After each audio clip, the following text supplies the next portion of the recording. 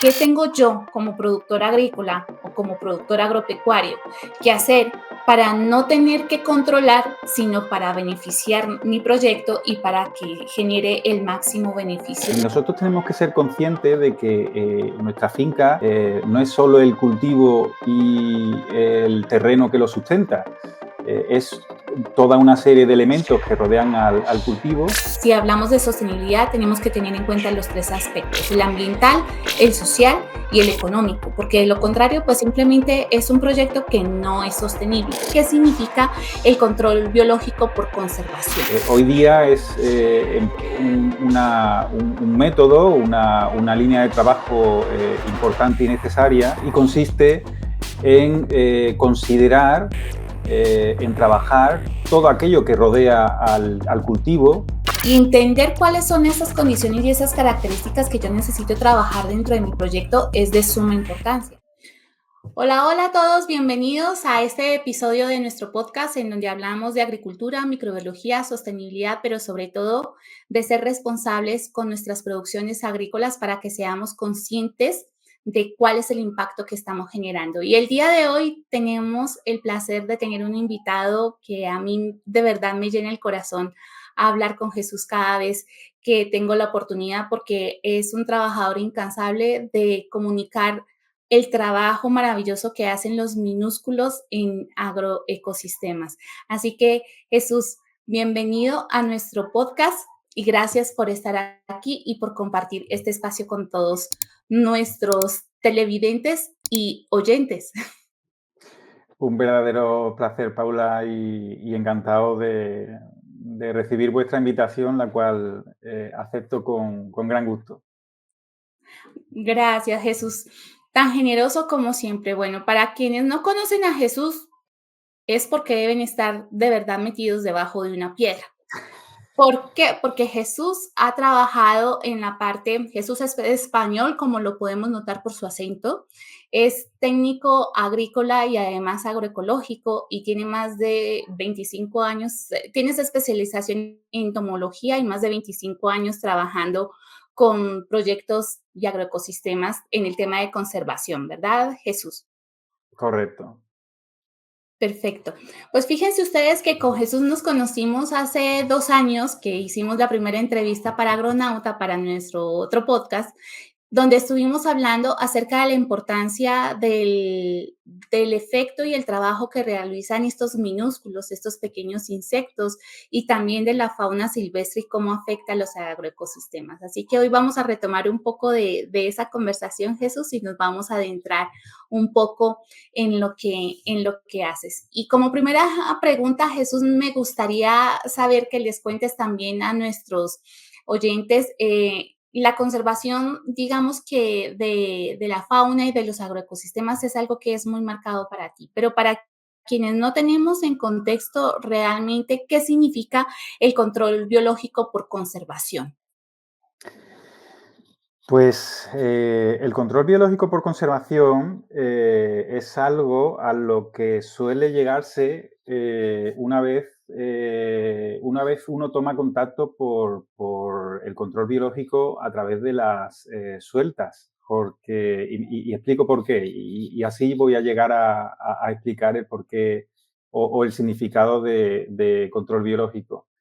Y es que nosotros cuando hablamos de control biológico estamos acostumbrados a hablar o a considerar sueltas de insectos, ¿no? Hoy día la mayor parte de los técnicos, la mayor parte de los productores en campo, es el primer contacto que tienen porque hoy día hay una industria muy potente y se ha generado en las últimas décadas una industria importante de control biológico a través de sueltas, ¿no? Control biológico comercial.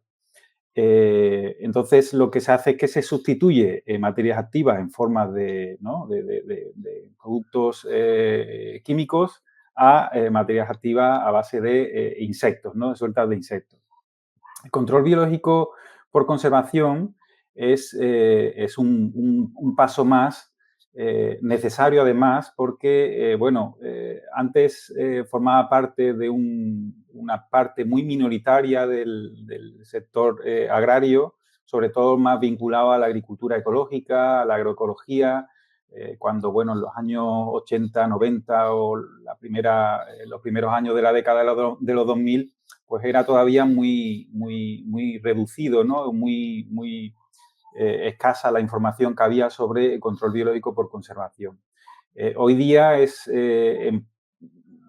un método, una línea de trabajo importante y necesaria, y consiste en considerar, en trabajar todo aquello que rodea al cultivo, y trabajar la superficie de cultivo para o para dotarla o para conservar determinadas infraestructuras vegetales, como puedan ser cubiertas vegetales, setos, etcétera, pero no solo incorporar o respetar o conservar o restaurar esa vegetación que ya puede estar presente en la zona.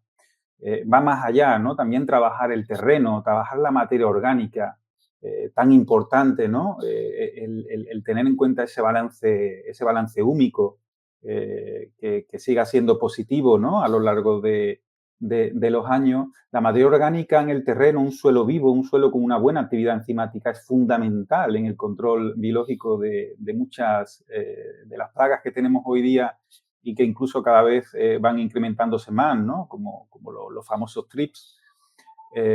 Entonces, ya digo que no solo es considerar esas infraestructuras ecológicas en forma de vegetación, sino pues todos esos elementos, como puedan ser materia orgánica o como puedan ser incluso algunos elementos inertes como muros de piedra o elementos o zonas no productivas que tengan una orografía y tengan una textura y una serie de elementos diferenciadores de la homogeneidad que ya de por sí tiene el área de cultivo y que propicie o favorezca o suministre o cubra las necesidades de esos organismos beneficiosos que son los que esperamos que acudan, se mantengan y se puedan refugiar, reproducir en esas áreas, ¿no?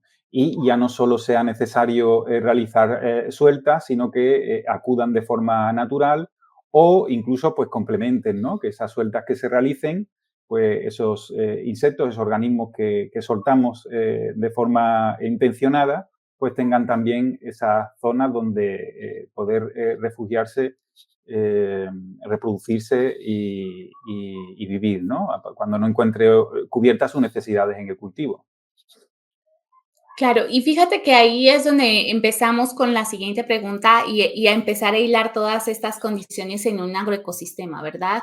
Porque cuando empezamos a trabajar el control biológico, pensamos que es la forma en la que vamos a mejorar o a solucionar un inconveniente, un reto, un problema que tenemos dentro de nuestro ecosistema, pero no lo hemos visto desde el punto de vista de qué tengo yo como productor agrícola o como productor agropecuario que hacer para no tener que controlar, sino para beneficiar mi proyecto y para que genere el máximo beneficio dentro de todo el aspecto que estoy desarrollando.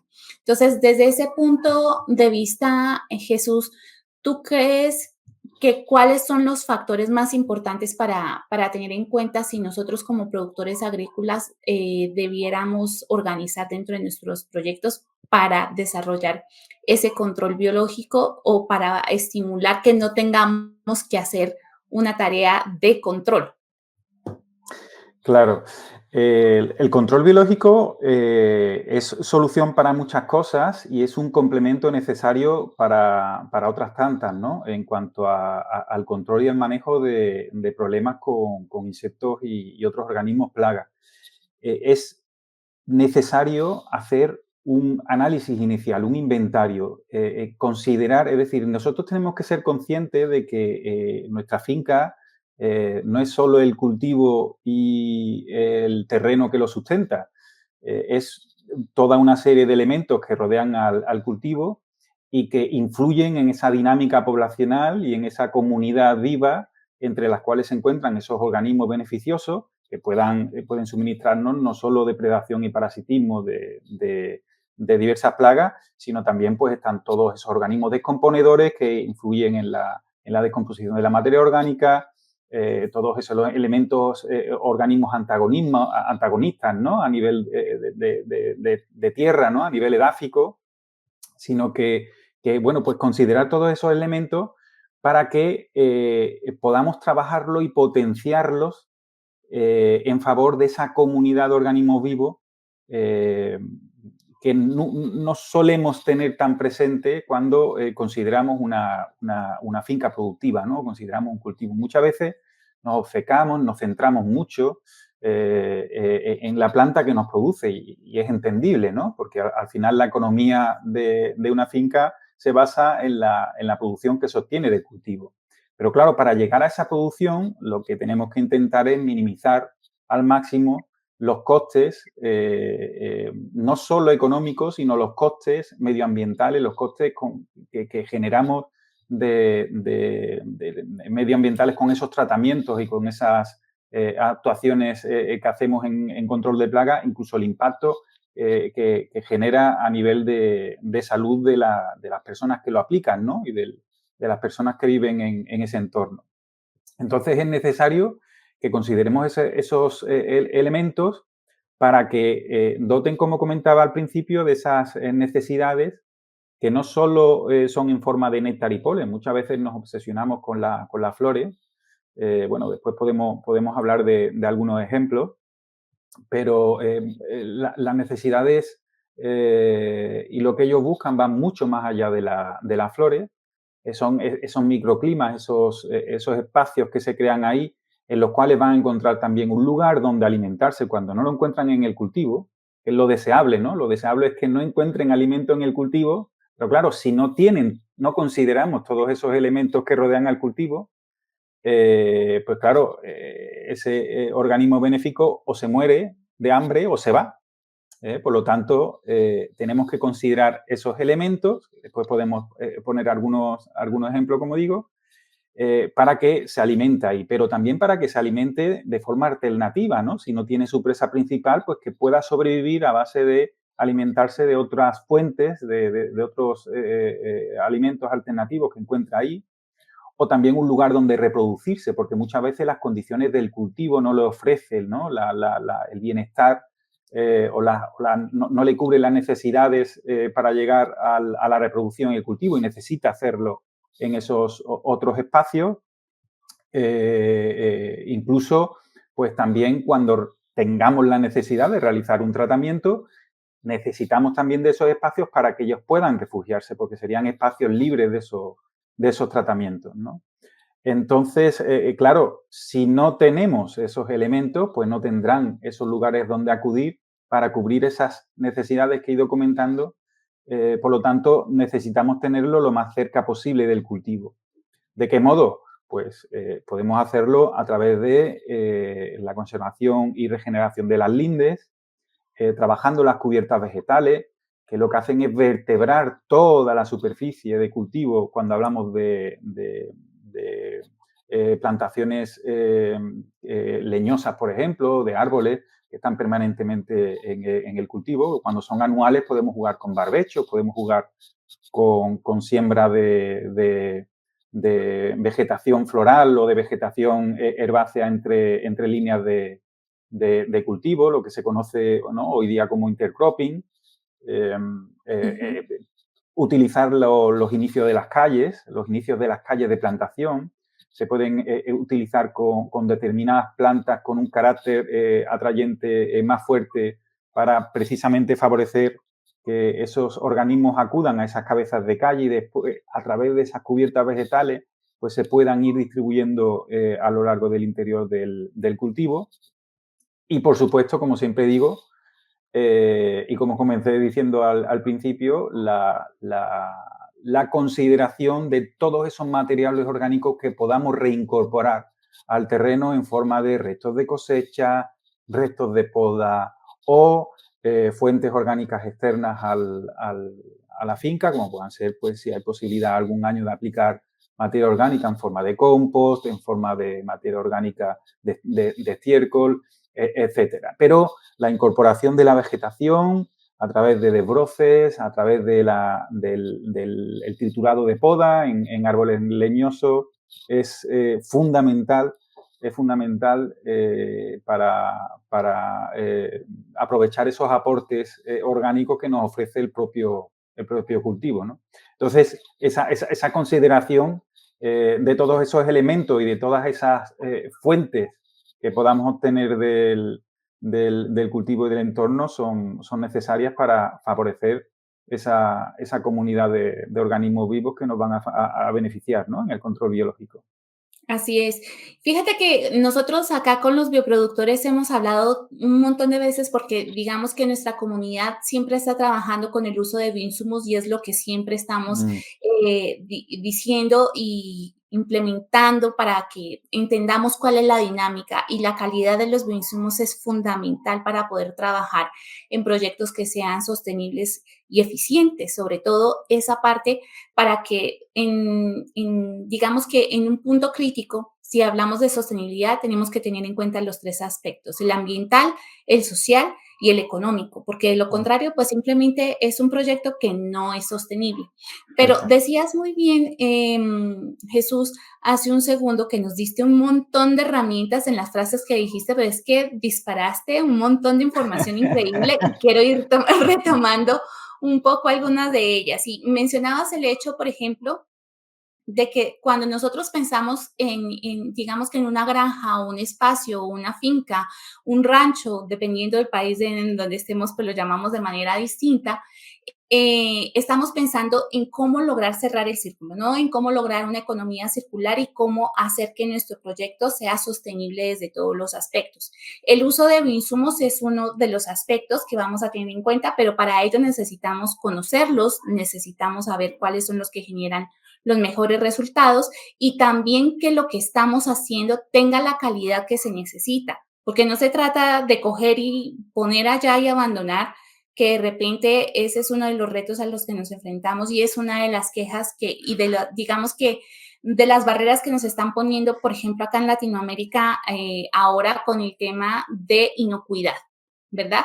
Entonces, aquí empezamos con un montón de cosas alrededor. Quisiera preguntarte entonces desde aquí, Jesús, ¿cómo nosotros como productores agrícolas, nosotros cómo podemos gestionar el hecho de establecer, digamos que en la parte de cuando crecen las plantas, crecen como por etapas, ¿no? Se van relevando unas a otras.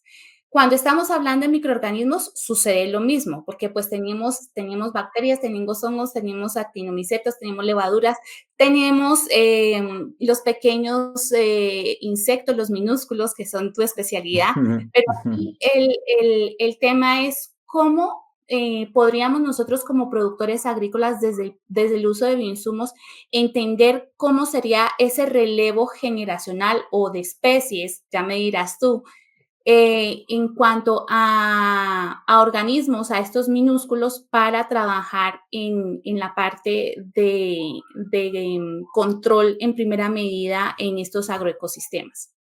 Mm.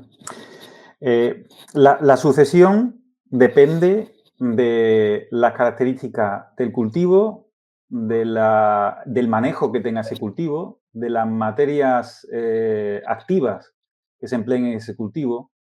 Y antes de seguir, eso es muy importante, porque hay organismos que viven mejor y trabajan mejor en cultivos herbáceos y otros que trabajan mejor en cultivos arbóreos, por ejemplo. Sí, Después hay organismos que tienen una mayor resistencia a un manejo más intensivo. Por ejemplo, las crisopas tienen una resistencia mayor a otro tipo de organismos como puedan ser determinadas especies de mariquitas, ¿no? Y tienen una mayor facilidad o se les observa más fácilmente trabajando en cultivos con un nivel de manejo más intensivo. O las arañas también, ¿no? Los arácnidos, las arañas verdaderas. Yo siempre pongo la coletilla de las de Spiderman, sí. ¿no? Porque aquí, no sé allá, pero aquí llamamos arañas también a los ácaros, ¿no? Es algo Sí, que acá no también termina de les gustarnos. decimos arañitas rojas en Vale, algunos casos o también dependiendo, bueno, es que se parecen. eso es. exactamente. Son también, no dejan de ser también arácnidos, pero claro, yo me refiero a las arañas verdaderas, Ujú, las araneae.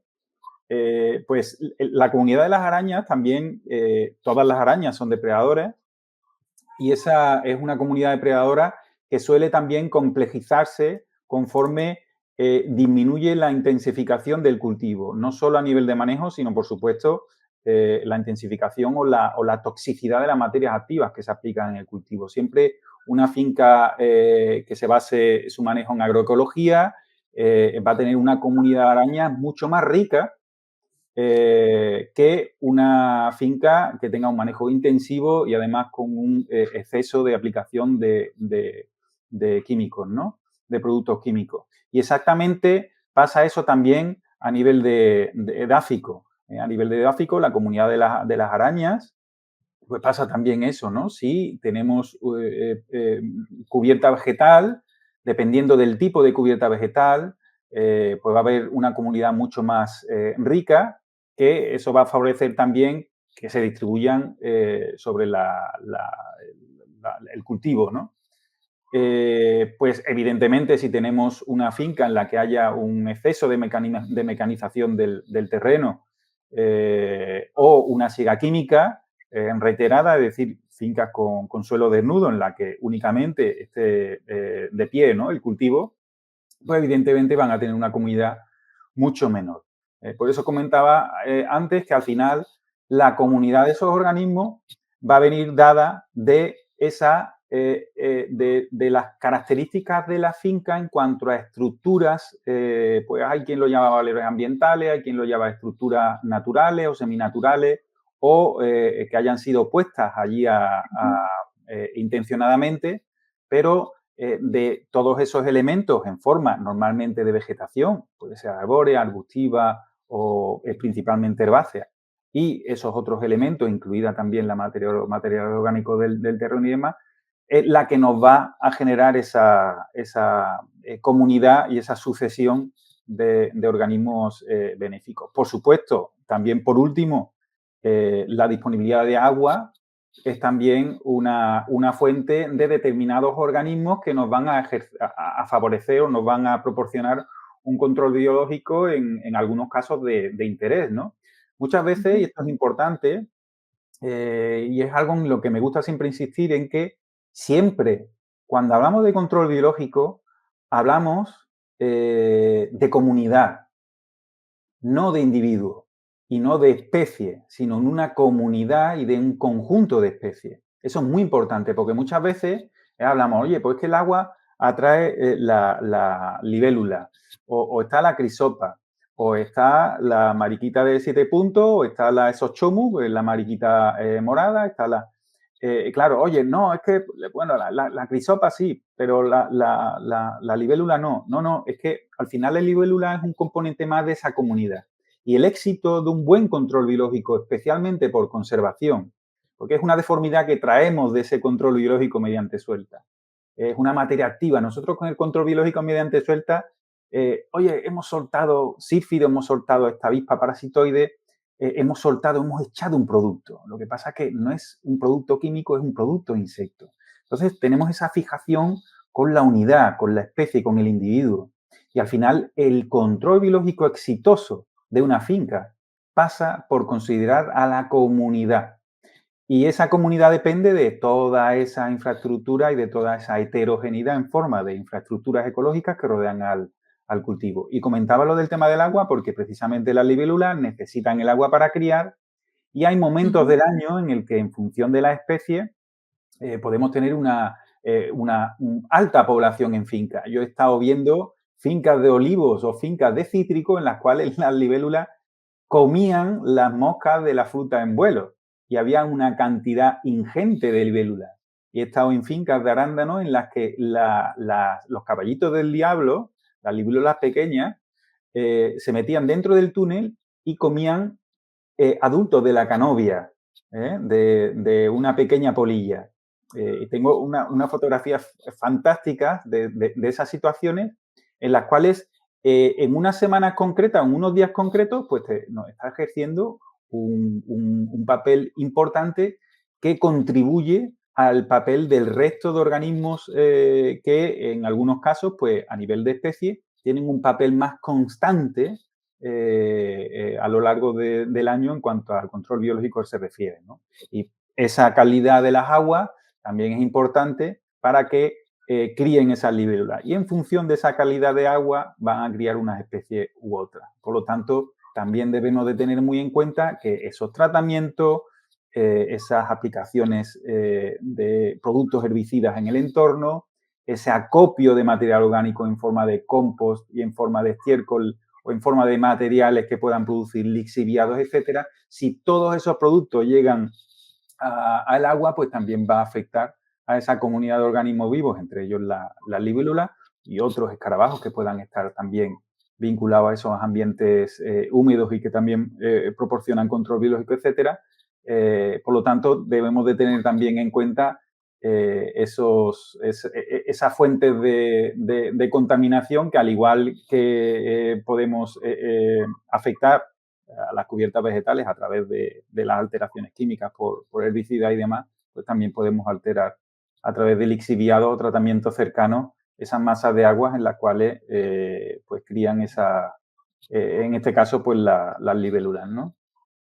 Sí, y fíjate que qué gran importancia tiene esto que estás nombrando, Jesús, cuando nosotros empezamos a trabajar y a analizar qué es lo que nos estás diciendo, porque cuando nosotros entendemos que hay esta frase, ya me conoce todo el mundo por esta frase, pero es que no es lo uno ni lo otro, sino es lo uno y lo otro. ¿Por qué? Porque resulta que el hecho de que trabajemos con bioinsumos no implica que estemos haciendo las cosas bien hechas y que de repente no vaya a generar un impacto que no sea positivo para nuestro cultivo. Y entender cuáles son esas condiciones y esas características que yo necesito trabajar dentro de mi proyecto es de suma importancia, así como también entender el hecho de que los microorganismos juegan un papel importante, también los insectos juegan un papel súper importante, porque pensamos que solamente pensamos en insectos. Ahora que estamos un poco más cercanos con los polinizadores y ya sabemos que no solamente son las abejas, sino Mm, que pues están los murciélagos, están digamos que los cucarrones, como les decimos acá en Colombia, o bueno, todos los escarabajos, tenemos también a las libélulas, a las polillas, que a casi las, nadie le mo- gustan, pero las son moscas las moscas, los tan zancuditos, importantes, ¿no? claro, y todos son El cacao sin moscas no es nada. exactamente, porque además son especializados porque sus flores son muy pequeñas y son Exacto. súper especializados. El agave no sería agave sin murciélagos, pues Mm, igual las polillas nocturnas, ellas hacen polinización nocturna. Y mm, entonces todos estos aspectos, cuando los entendemos y vemos que no es solamente que yo controlo una cosa u otra, ahí es donde voy a tener el resultado. No, se trata, como bien dices, del hecho de entender comunidades, de saber que mm. cada quien cumple un papel fundamental y que es la base para que otro llegue. Así como funciona en microbiología, porque a mí me gusta hablar de consorcios microbianos, donde estamos hablando de todos los organismos, porque unos a otros se alimentan y estamos en cadenas productivas todo el tiempo. Esa red del suelo, la red de hongos, que es fantástica, la red de insectos, que bueno, no me dejarás mentir, tú eres especialista y además, queridos, eh, escuchas, es que Jesús tiene unas fotografías maravillosas, de verdad maravillosas, y eres el mejor contador de historias de insectos que conozco. Por eso es que nos conocemos tú y yo, y una fiel seguidora que le escribió una vez a Jesús y que me prestó atención, y yo la más feliz de todas para poder compartir con todos ustedes esta información. Pero fíjate que estos aspectos que estás nombrando, creo que hay que prestarle mucha atención a lo que estás diciendo, Jesús, porque no entendemos que se trabaja en conjunto, que vamos a tener los beneficios en conjunto y que además de eso, si entendemos cuál es la dinámica de trabajo de cada uno de los organismos, de cada uno de los individuos, podemos potenciar el efecto que en conjunto desarrollan para nuestro agroecosistema. Y entonces, desde esa medida, Jesús, desde tu experiencia, porque es que tú trabajas en la parte de cítricos, trabajas en huertas, trabajas en vergeles, trabajas en muchos aspectos de conservación de fauna, además que describiste y descubriste una especie, que de eso hablaremos en un segundo, pero ¿cuáles serían esas características que nosotros como productores agrícolas, que no sabemos la diferencia entre una araña y un ácaro, qué deberíamos tener en cuenta para poder establecer, digamos, que esta sucesión de organismos y además de eso, de este trabajo en conjunto para lograr el beneficio para nuestro proyecto? Uf, esa es Sí. una gran pregunta, ¿eh? Es una gran pregunta y una necesaria pregunta. Una necesaria pregunta. Fíjate que tenemos un déficit de observación tremendo. Yo creo que lo primero que tendríamos que hacer es adquirir, ¿no? Volver a adquirir el hábito de la observación. Cuando llevamos a campo, bueno, siempre los problemas, ¿no? Son los que más nos pesan a la espalda, ¿no? Y cuando vamos a campo, pues podemos venir con más o menos problemas a la espalda, pero ya llegamos allí y nos centramos mucho en el cultivo. ¿Cómo va? ¿Cómo va? ¿Tiene agua? ¿No tiene agua? ¿Tiene buena pinta? ¿No tiene buena pinta? ¿Tiene hojas comidas? ¿No tiene hojas comidas? ¿Cómo va el cuaje? ¿Cómo va la floración? ¿Cómo va? Y nos centramos en eso, ¿no? Hemos perdido mucha cultura del insecto. Cuando digo del insecto me refiero a todos los organismos, ¿no? Que rodean a los microorganismos, que es lo tuyo, Paula, de insectos, de todos esos seres vivos que rodean al cultivo, ¿no? El cultivo especialmente al aire libre, pero también cultivos protegidos, vivimos rodeados de organismos, pero tenemos los ojos y la mirada siempre muy centrada en el cultivo. Repito, hemos perdido ese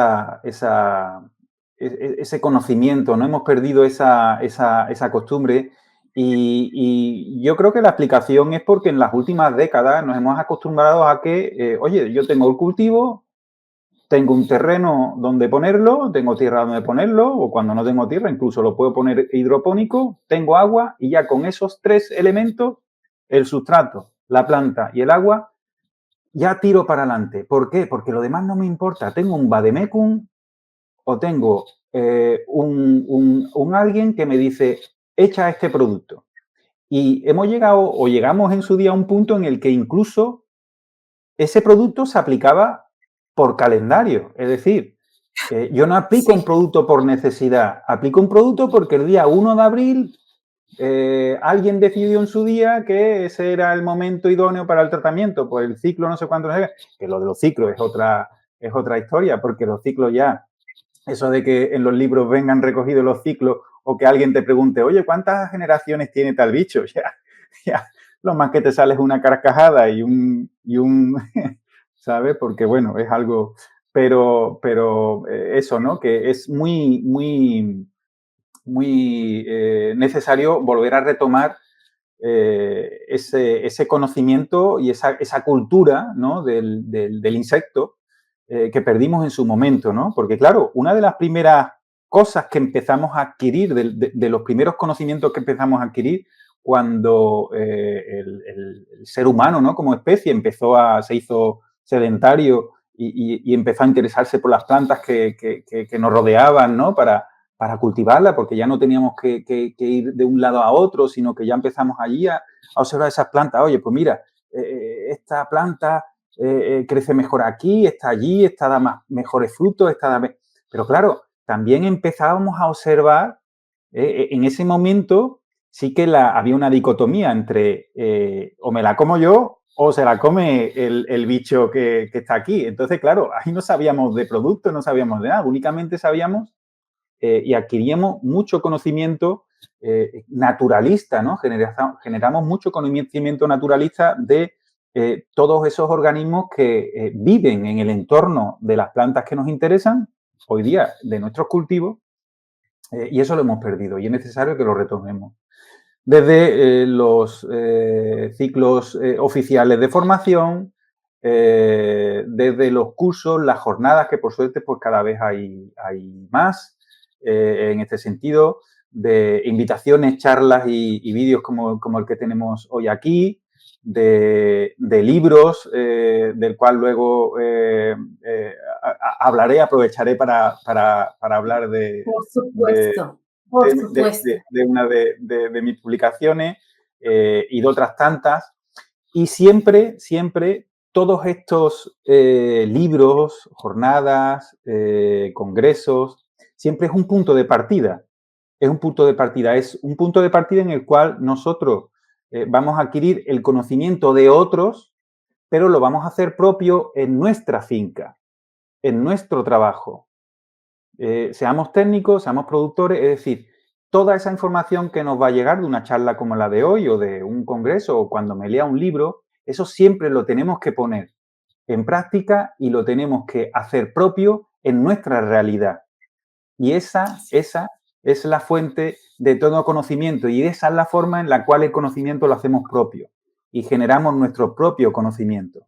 Porque si no, siempre nos vamos a quedar con que he leído porque alguien ha escrito o alguien me ha dicho y ya eso pues te lo quedas ahí porque alguien te ha dicho, pero es el conocimiento de otro. Tú tienes que hacerlo tuyo comprobándolo en tu realidad, ¿no? En tu día a día y en tu cultivo y demás. Entonces, ya te digo que tenemos que recuperar esa, por un lado, capacidad de observación y por otro lado, ese interés y esa cultura del conocimiento a nivel de insectos, a nivel faunístico, a nivel naturalista, por qué no, decirlo así, del agroecosistema.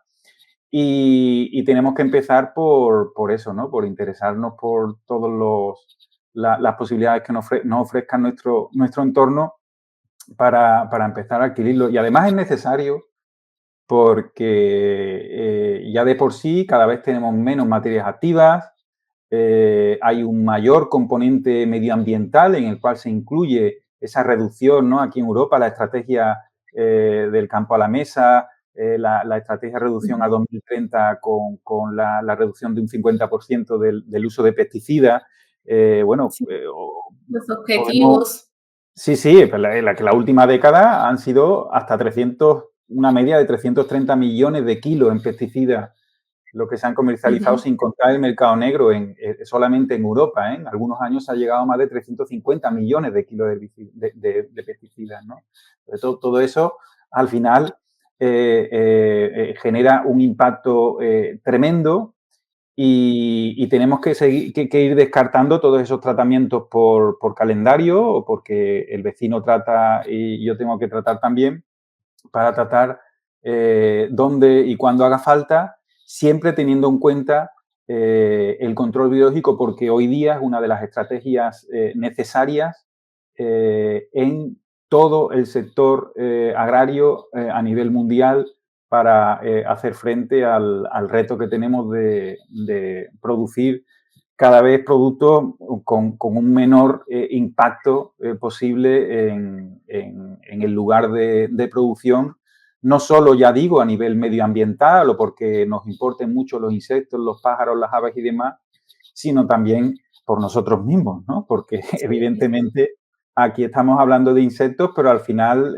todo esto nos va a dar nos va la vida en ello, ¿no?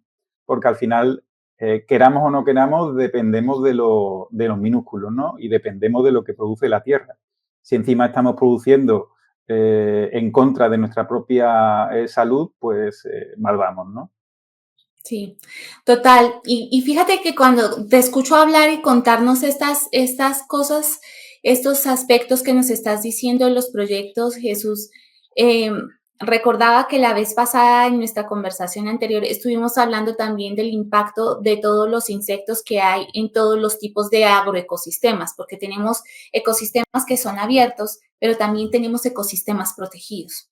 Y pensamos que llegar y liberar insectos liberarlos dentro de un espacio, ya con eso cumplimos la tarea y no hay nada más que hacer y no hay nada más lejano, porque finalmente si hacemos solamente esa actividad, lo que estamos logrando es aumentar esos costos de producción de mi proyecto agrícola o de mi proyecto pecuario. Entonces, desde ese punto de vista es necesario entender cuáles son las dinámicas de todos los organismos y por eso el interés precisamente, Jesús, de que empecemos a tomar conciencia de cuáles son esos aspectos relevantes cuando nosotros trabajamos en nuestros proyectos agrícolas. Y desde ahí, Jesús, me gustaría preguntarte, ¿cómo crees tú, desde tu experiencia, que nosotros como productores agrícolas debemos empezar a trabajar, por ejemplo, el hecho de, nos hablabas al principio del uso de plantas, ¿verdad? Para que no solamente cuando tengamos los individuos, los insectos que están ahí, que nos generan beneficio, para mantenerlos dentro de nuestro ecosistema, ¿no? Porque pues finalmente si no está el insecto o el control que ellos van a generar, hablando en este caso específicamente de control biológico, Mm. ¿cómo podemos mantenerlos dentro de nuestro ecosistema? Y hablabas también de la importancia del uso de plantas para poder trabajarlo desde allí. Me imagino que desde el aspecto de alelopatías y atrayentes y demás, ¿verdad? Desde tu experiencia, claro, teniendo en cuenta las proporciones, porque tú estás en Europa y nosotros acá en Latam, pero en términos generales, ¿cuáles serían esos aspectos importantes que nosotros como productores agrícolas deberíamos tener, por ejemplo, si queremos establecer un corredor biológico dentro de nuestro cultivo? Mm. ¿Estaría bien armarlo dentro del cultivo? ¿Es más eficiente armarlo como cerca viva? ¿Es más eficiente lograrlo en cada esquina de cada lote? ¿Cuál, desde tu experiencia, crees que es la forma más eficiente o definitivamente lo que debemos hacer es implementar todo lo que se nos ocurre? Claro. Lo que tenemos que intentar es que la superficie de cultivo quede vertebrada. Por lo tanto, si nos quedamos solamente en las lindes o en los bordes, pues Ujú. claro, si tenemos una finca, un huerto pequeño, no puede ser suficiente. Pero por regla general es importante que vertebremos el interior del área de cultivo. Porque claro, es la zona más homogénea, ¿no? Y mucho más si estamos hablando de un cultivo anual que va y viene. Entonces, en esos casos, la cubierta vegetal en cultivos leñosos, en cultivos arbóreos, como pueden ser un cítrico, un frutal o un cacao, un café, etcétera, Ujú. pues tenemos que intentar Una palma. vertebrar esa superficie productiva Ok. colocando plantas, si no bien en la cubierta vegetal, porque pues hay cultivos que te generan cierto mulching, ¿no? Pues los cafetales y demás, pues no podemos tener esos elementos, pero sí que te podemos tener plantas antes lo comentaban, ¿no? No sé si se está generalizando mucho el tema de o el término del intercropping, pero Sí.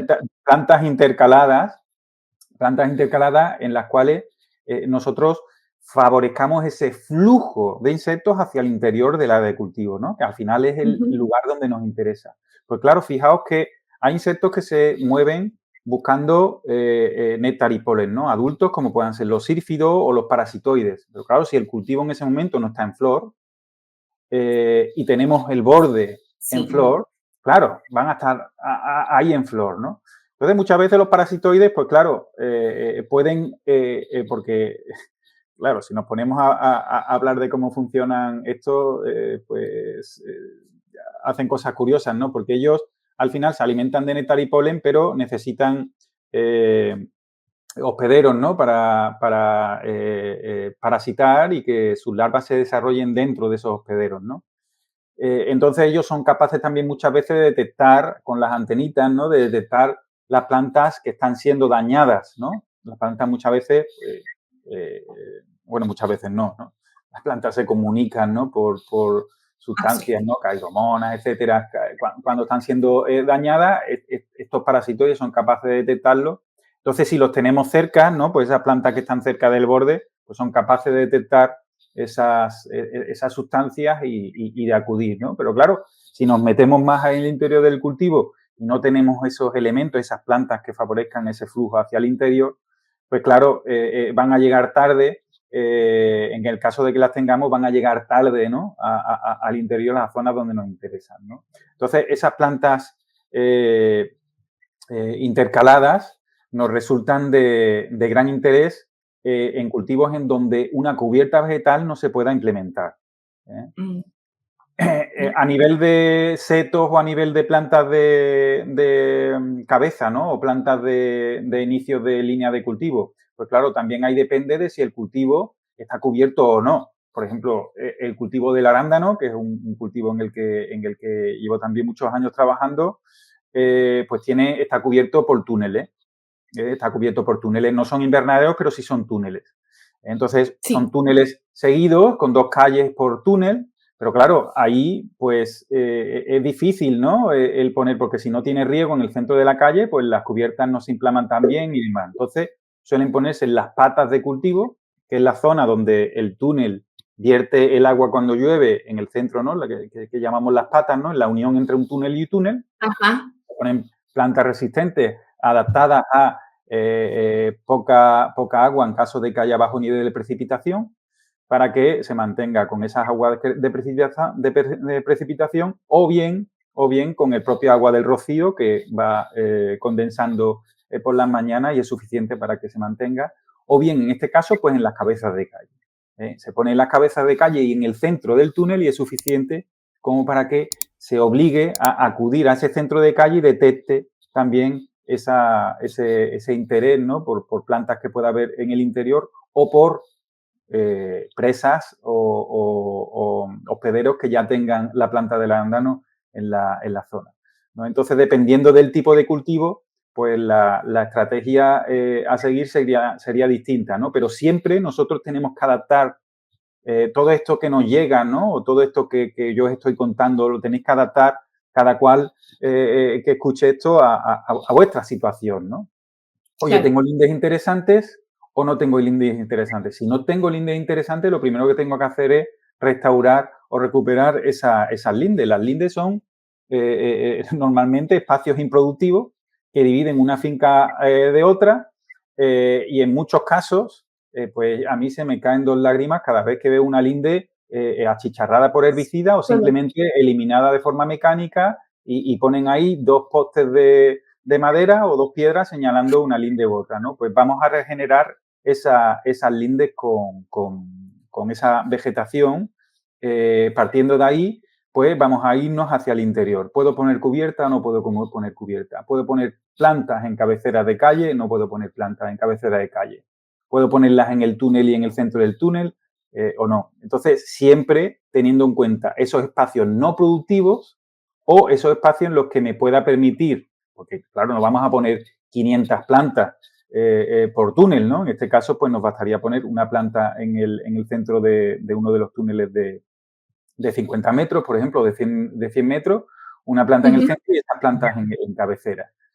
O cubierta vegetal, etcétera. Y una de las cosas que también es interesante comentar es que yo soy muy partidario de regenerar con lo que hay. Es decir, hay quien se obsesiona con la mezcla de semillas, con las plantas ideales, con la... A ver, hay que empezar por regenerar lo que hay.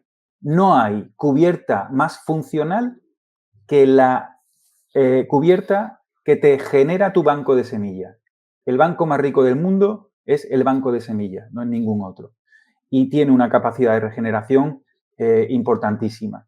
Si a lo largo del tiempo detectamos anomalías o deficiencias en esa comunidad vegetal, podemos añadir algunas especies de refuerzo en base a lo que escuchemos por ahí, en base a alguna persona que tengamos cerca o lo que sea.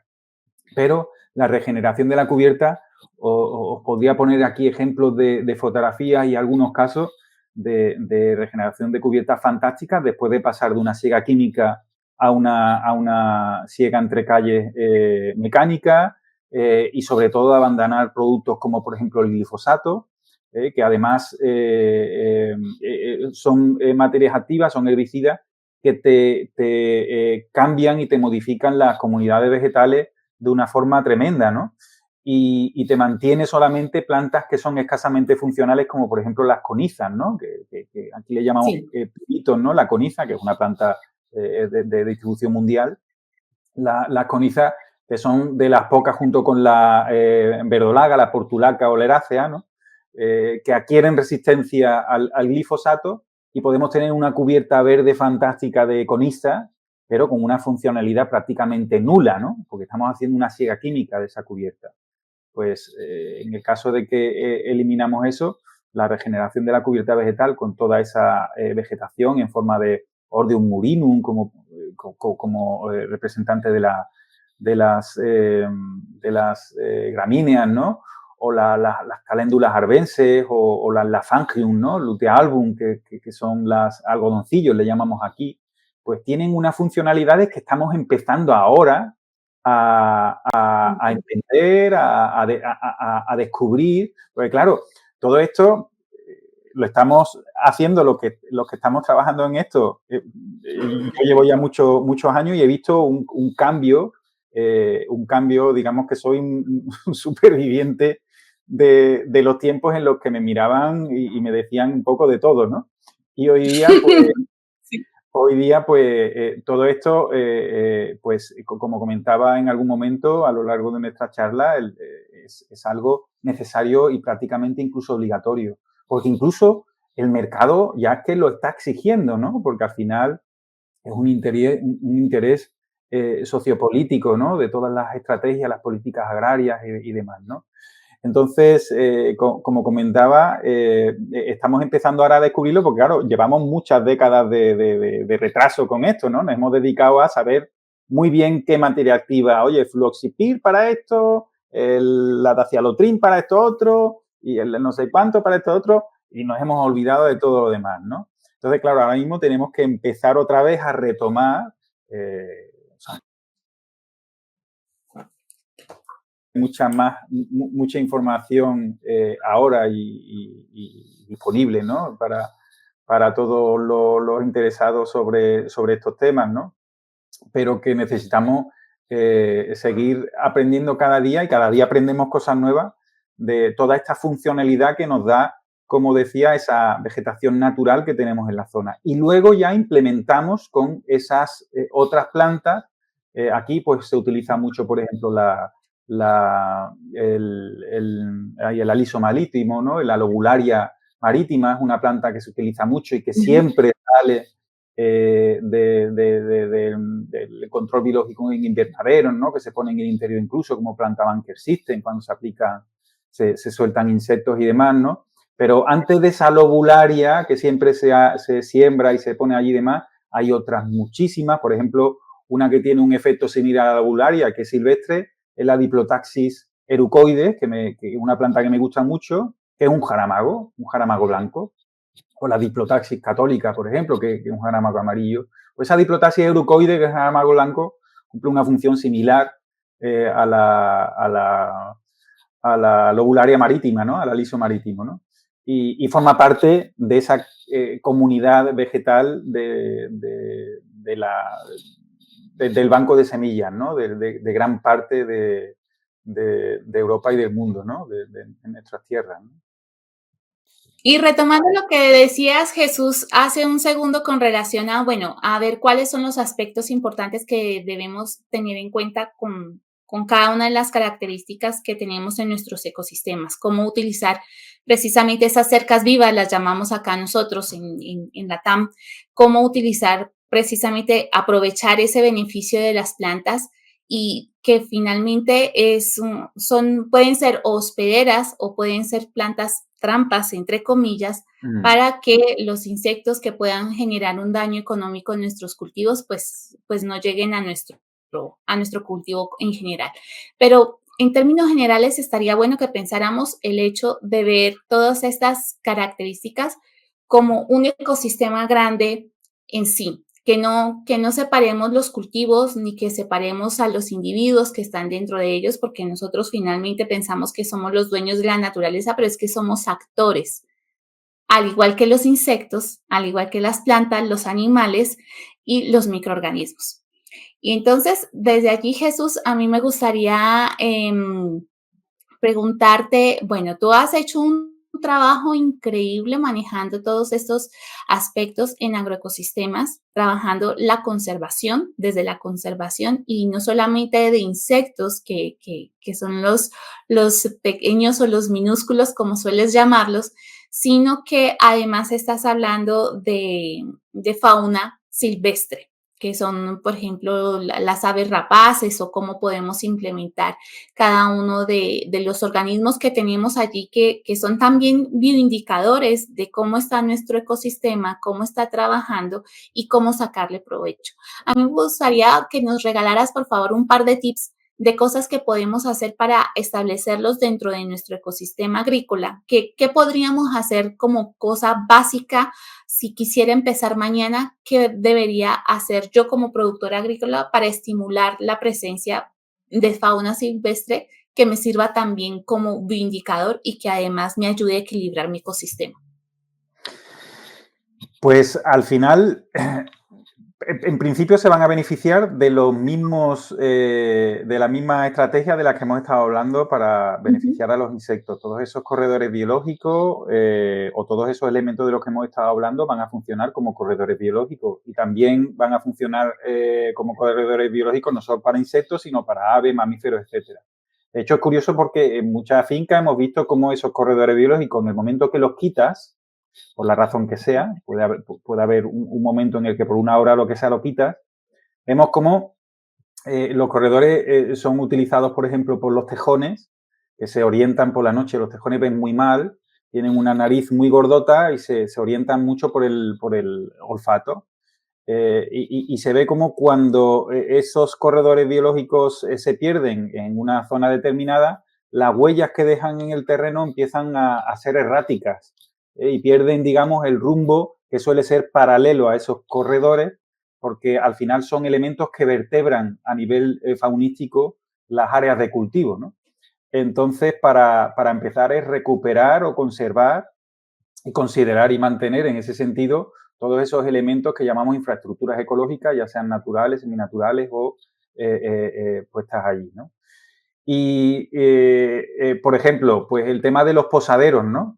Los posaderos para aves rapaces son elementos muy interesantes en fincas agrícolas porque muchas de esas rapaces van a alimentarse de roedores. En muchas zonas suele ser un problema porque te roen las comas de riego o porque te hacen los nidos en los árboles y después a la hora de la cosecha pues puede ser incómodo, ¿no? Nidos de rata, de ratones y demás.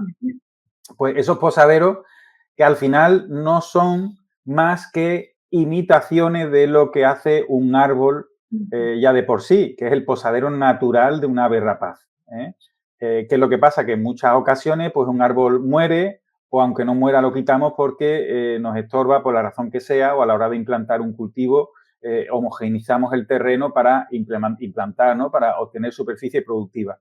Claro, esas rapaces pierden esos puntos de apoyo, esos posaderos naturales que le ofrecían esos árboles para cazar o para alimentarse en esas zonas de cultivo. Por lo tanto, como las hemos excluido, eliminando todos esos elementos que necesitan esas aves para trabajar en la zona, pues una forma de recuperar el que trabajen en la zona es exponer esos posaderos, que no son más que postes con una altura superior a la homogeneidad del cultivo, a la altura que le da el cultivo, con un travesaño que se puede poner arriba, un travesaño de una cuarta es más que suficiente. Y de esa forma, pues, hacemos que las aves rapaces acudan ahí. O también la instalación de cajas nido, que vuelvo a repetir, no son más que una imitación, un artificio de lo que le ofrecen los árboles viejos, que ofrecen huecos, que ofrecen esos, El refugio. esos refugios, claro, esa zona de nidificación natural, ¿no? Esa sería para atraer aves rapaces, ¿no? Y después para la conservación de otros grupos faunísticos, como pueden ser reptiles, anfibios y demás, pues todo lo que son el mantenimiento de muros de piedra o de zonas de piedra o canchales, que se le llama también, ¿no? Esas zonas libres de alteración química especialmente, libres de alteración para que sean zonas de refugio y mantengan allí esas poblaciones en reptiles o de anfibios, ¿no? Esos puntos de agua, en muchos casos, son puntos de agua temporales que dependen de la pluviometría del año y que utilizan algunas especies. Aquí en Europa tenemos el sapo corredor, que tiene un ciclo de reproducción muy corto, adaptado a esas aguas temporales, porque aprovecha las aguas de lluvia para criar en los charcos, incluso de las rodadas de los tractores y demás. Entonces es importante tener también pues esas áreas que puedan encharcarse fuera del área de cultivo, algo protegidas, o en algunos casos se crean zonas de libre rodada para que puedan, o de exclusión de rodada, mejor dicho, para que puedan criar en esas zonas, ¿no? ¿Y todo esto por qué? Porque todo esto viene porque al final pasa muy parecido a lo que está pasando con los insectos, ¿no? Fíjate que si tomamos como referencia cualquiera de los estudios a nivel de biodiversidad de los últimos años, pues estudios recientes, pues uno de los últimos a nivel de insectos, por ejemplo, habla de que pues en torno al 50% de la biomasa de artrópodos y en torno al 27, un 30% de la diversidad de especies ha disminuido en zonas más, en las zonas más o sea, de media, ¿no? Y en las zonas donde más ha disminuido ha sido en las zonas alteradas, ¿no? Especialmente por la actividad agraria, ¿no? Que es la principal actividad que afecta a la alteración del medio, ¿no? Esto unido con el cambio climático, de que podemos hablar ahora brevemente también, ¿no? Pues con las aves pasa lo mismo, ¿no? En la disminución tan importante que ha habido en las últimas décadas y en los últimos informes que se están produciendo y los últimos estudios, pues también se habla de un 80% de disminución de las poblaciones a nivel europeo y también está vinculada, ¿no? con la actividad agraria. ¿Por qué? Un poco por lo que hablábamos al principio, ¿no?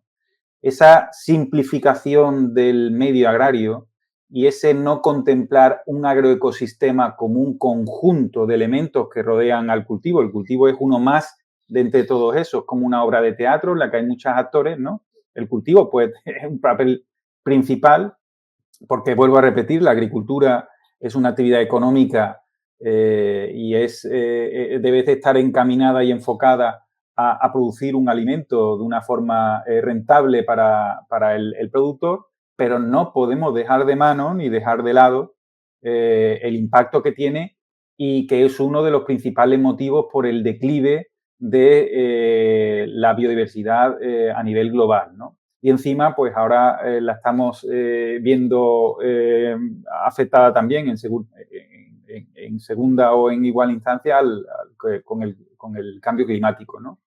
Que está produciendo también problemas que además están empeorando la situación en muchos casos, beneficiándose precisamente de esa disminución o de ese detrimento, ¿no? de ese declive de la biodiversidad, ¿no? en las zonas agrarias.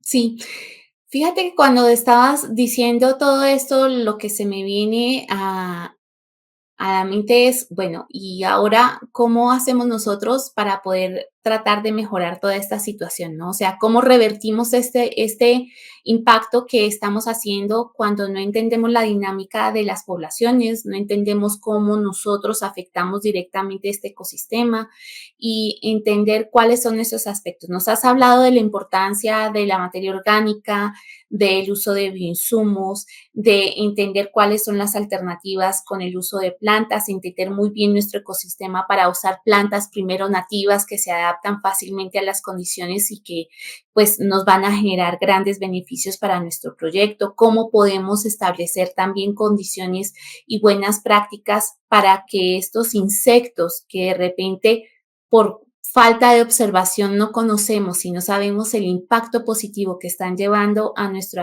ecosistema, pues simplemente empezamos a tenerlos en cuenta. Y si tuvieras que hacer una lista de insectos que estaría bien relacionar en nuestro agroecosistema, Jesús, y también una lista de algunos animales que estaría bien que nosotros también, digamos que estimulemos su presencia dentro de nuestros proyectos. ¿Cuáles serían esos? Claro, en el término de las proporciones, ¿no? Porque claramente, pues para nosotros todos son importantes, pero pues para quienes queremos empezar ya, ahora mismo, para implementar, ¿qué podríamos hacer? ¿Qué deberíamos tener en cuenta? ¿Y cuáles organismos estaría bien que estuviéramos ayudando a que se establezcan en este agroecosistema? Mm. Pues depende mucho, ¿no? Depende mucho Ujú. del tipo de cultivo. Pero, a ver, yo te diría que, por un lado, debemos de tener en cuenta una cosa, y es que en la mayoría de los casos, el control biológico efectivo de muchos de los problemas que tenemos con orugas o con cochinillas, eh, el control efectivo depende de la actuación de los parasitoides. Y los parasitoides, que son avispillas y Pancitas. en menor medida moscas, ¿no? Los taquínidos, pero que también son muy efectivos en muchos casos, eh, ellos dependen, por ejemplo, del néctar y el polen. Por lo tanto, una de las primeras cosas que tenemos que tener en cuenta es, por un lado, que haya disponibilidad de néctar y polen en el momento en el que nos interesa, y por otro lado, intentar conocer no al parasitoide que, por ejemplo, pues tengo el lagarta, ¿no? Tengo la canovia, ¿no? Tengo Spodoptera, o tengo no solo, o tengo cochinillas, ¿no? Tengo cualquier pseudocócido, ¿no? Que nos afecte, un planococcus o un pseudococcus, pues no solo conocer al insecto, porque eso también, ¿no? No nos pasa. Y es que a la hora de enfrentarnos a conocer los parasitoides, oye, ¿cuáles son los parasitoides más interesantes? Yo, no, la cuestión es no es conocer, o sea, sí lo debemos conocer, ¿no? O sí está bien conocerlo, pero no necesitamos conocer, es decir, no es práctico que conozcamos cómo es un anagirus que parasita a los pseudocócidos, ¿no? Por ejemplo. O no es necesario que conozcamos a una avispilla a la avispilla que parasita nuestra Spodoptera. Es necesario que conozcamos la sintomatología. Ujú. ¿Cómo sé yo que nuestra plaga está parasitada? ¿Cómo sé yo que las cochinillas están parasitadas? ¿Cómo sé yo que este pulgón está parasitado? ¿Cómo sé yo que estas orugas están siendo parasitadas? ¿Por qué? Porque claro, avispillas hay muchas en el campo y muchas de ellas son minúsculas, son milimétricas. Es muy Sí. difícil que nosotros, claro, tengamos ¿no? La cosa de llegar a campo y por, mira, esta, no. Pero sí tenemos la capacidad de, con una pequeña lupita, o incluso en la mayoría de los casos a simple vista, si todavía tenemos buena vista, pero con una pequeña lupita, que es una herramienta muy útil y necesaria en campo, es importante eso, ¿no? Pues adquirir ese conocimiento de cuáles son los problemas que yo tengo en el cultivo, cuáles son mis plagas, y buscar información sobre esa sintomatología.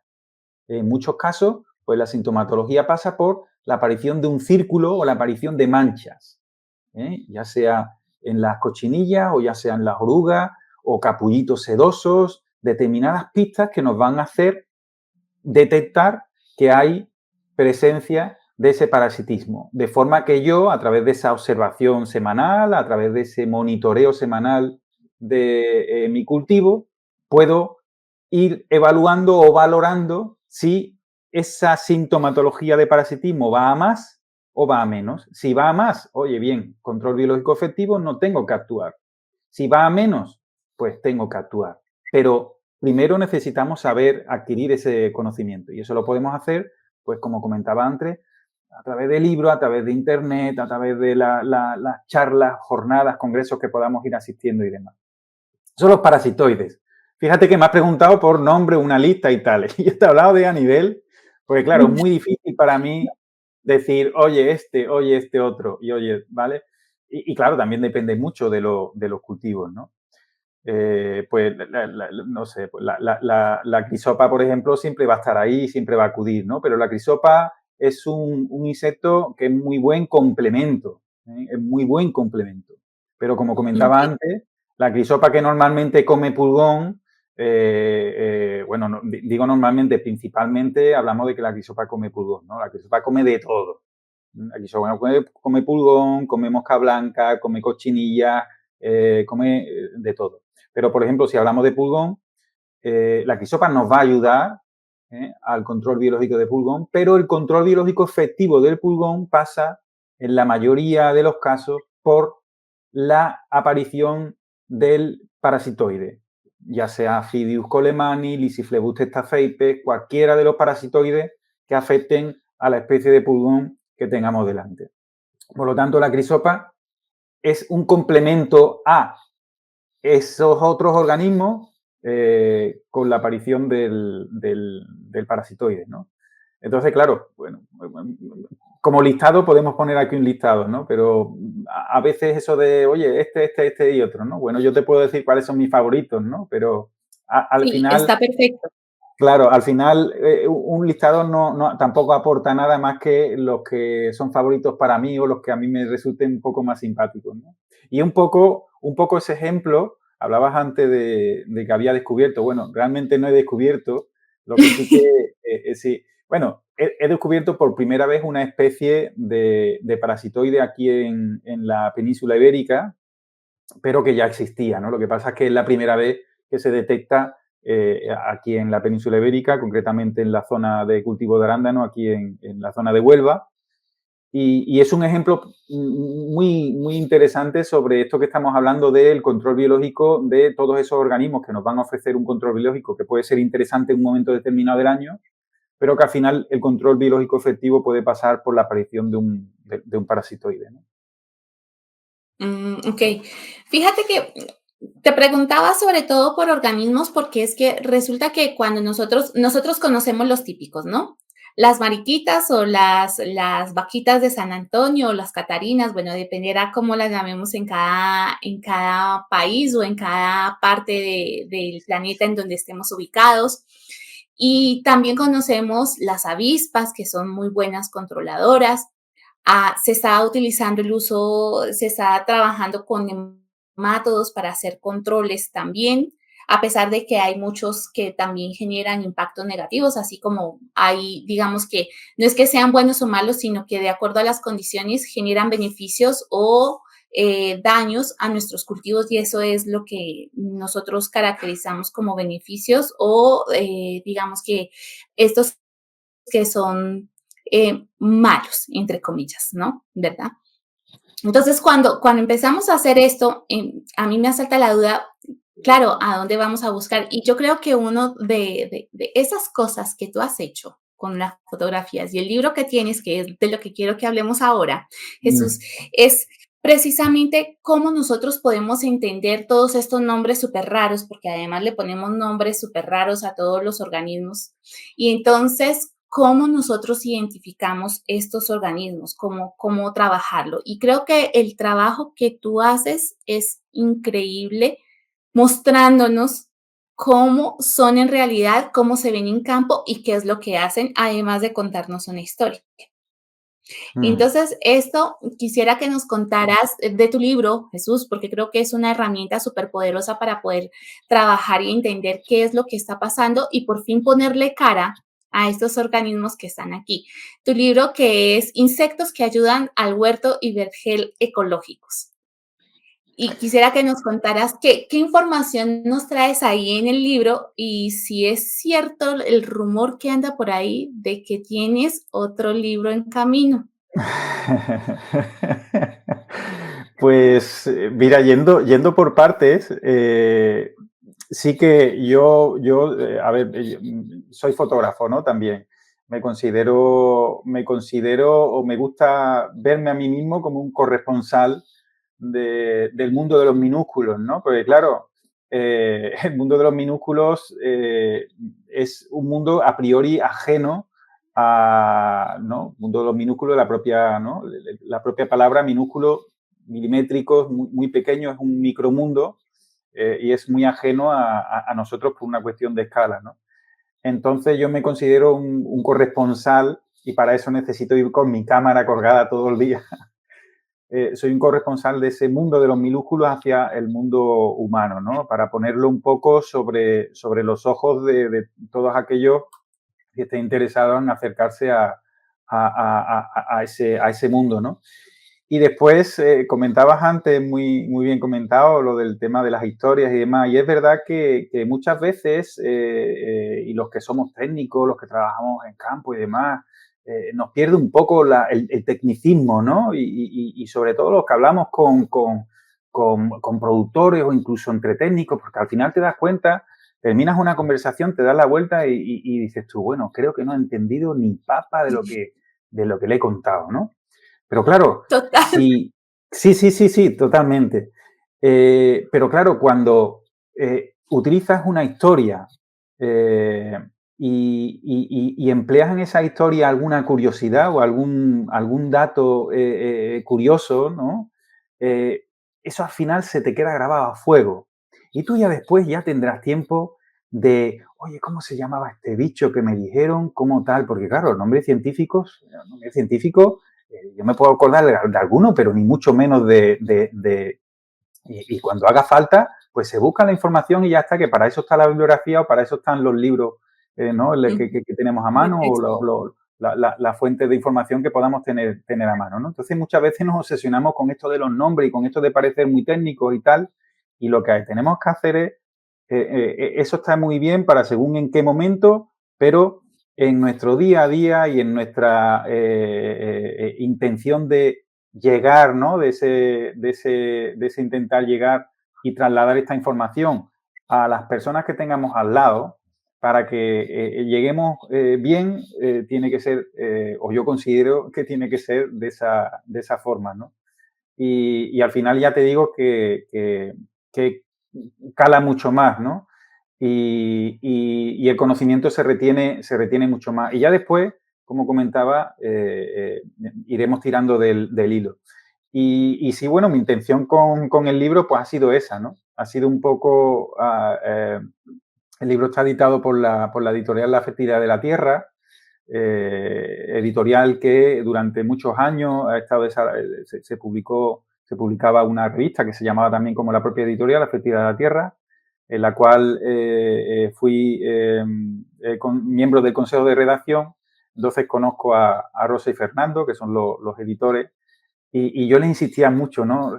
Rosa, Fernando, yo quiero que la fotografía pues tenga un papel, ¿no? Importante en el libro, quiero que sea un libro muy gráfico, que la fotografía, la verdad que ahí ellos lo han cuidado mucho, han esmerado mucho y estoy muy satisfecho con precisamente que sea un libro que sea muy gráfico en ese sentido y que la fotografía, la verdad que ha salido muy bien y es un libro muy bien editado, muy bien publicado en ese sentido.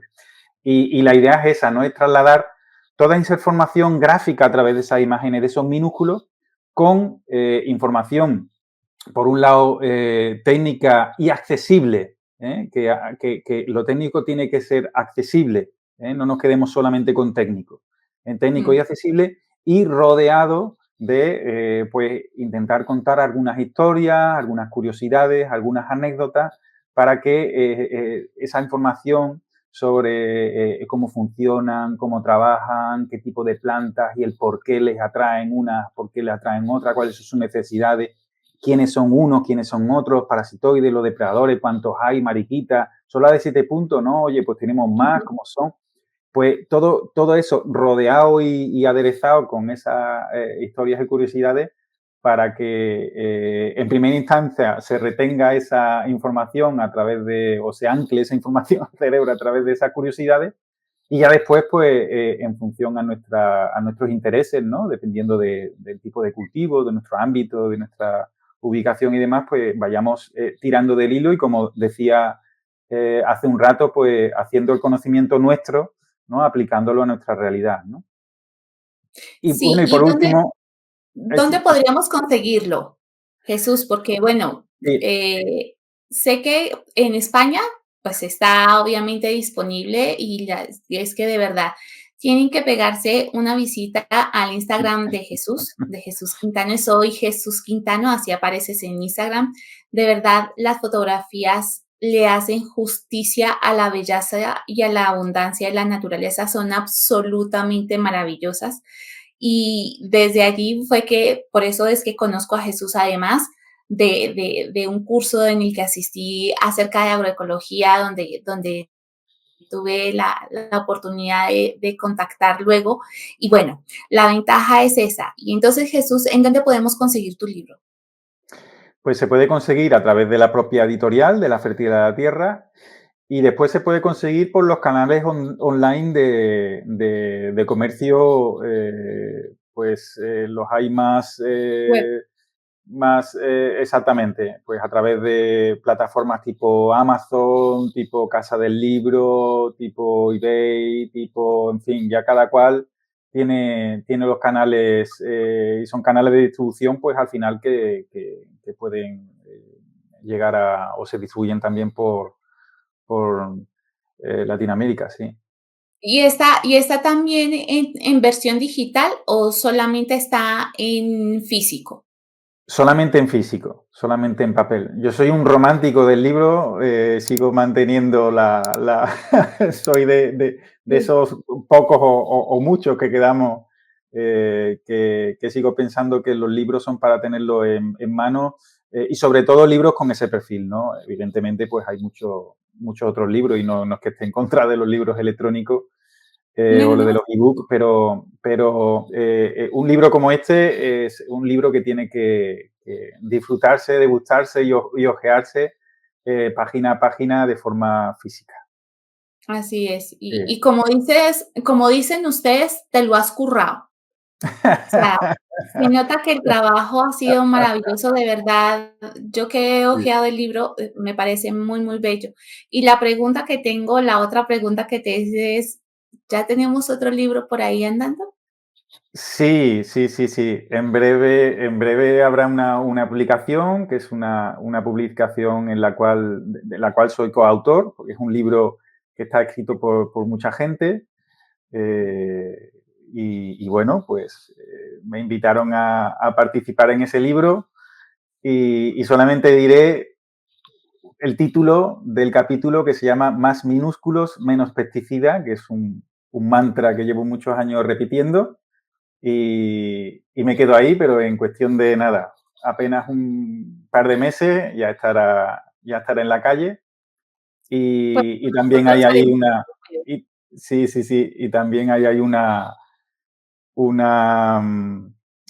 una fase embrionaria todavía de un par de libros, uno sobre abejas, por ejemplo, y otro sobre control biológico, con lo cual ahí vamos, sí, sí, sí, sí, sí.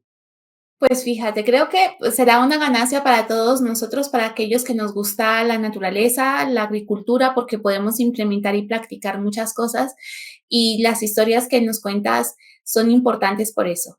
La más reciente, la que más recuerdo ahora de las últimas que has escrito es la de la avispa colonizando en el árbol de olivos, así que lo dejo ahí en Sí, el tintero para que les pique la curiosidad y se vayan a ver de verdad el Instagram de Jesús, que es maravilloso.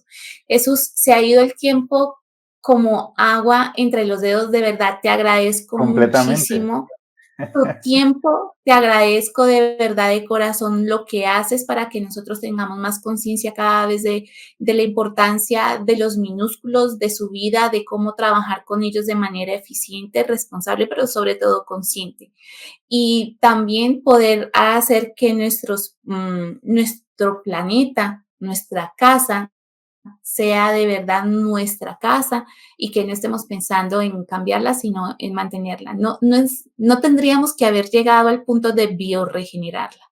mm, Ahora mm, tenemos es que estimularla para que florezca nuevamente, recuperarla, pero también mantenerla.